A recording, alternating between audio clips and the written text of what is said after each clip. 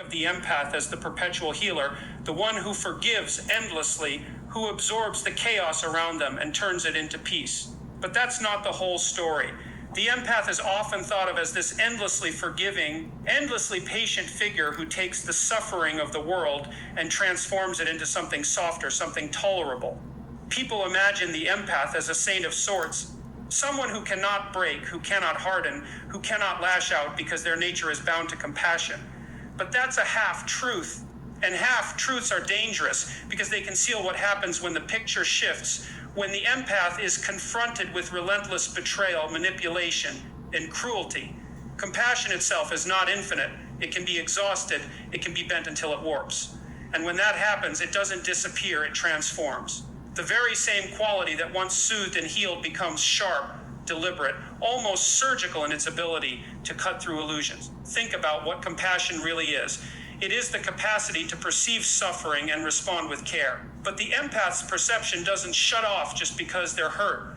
In fact, it becomes even more acute when they decide, even subconsciously, to stop using that sensitivity as a balm. They can start using it as a blade. They know where it hurts, where the weaknesses lie, because they've spent so much time understanding and accommodating the other person.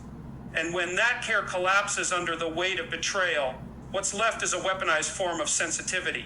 It's the same knowledge, the same awareness, but now turned inside out, aimed back at the one who inflicted the wound. For the narcissist, this is destabilizing. They thrive on predictable patterns, control, manipulation, the certainty that the empath will forgive one more time, tolerate one more slight, smooth over one more outburst.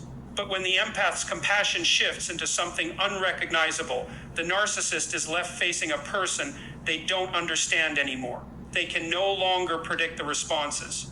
The empath, who once absorbed every shard of cruelty and tried to stitch it into something livable, now throws those shards back. That act itself becomes a reversal of the dynamic, and it shakes the foundation on which the narcissist built their power. It is important to understand that this transformation is not random. It doesn't emerge out of nowhere. It builds slowly through repeated injuries, repeated moments of silence, repeated acts of endurance.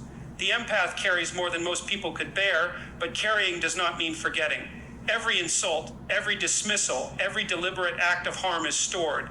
And once the threshold is reached, once the balance between compassion and self-preservation tips, what comes out is not the empath people are used to seeing.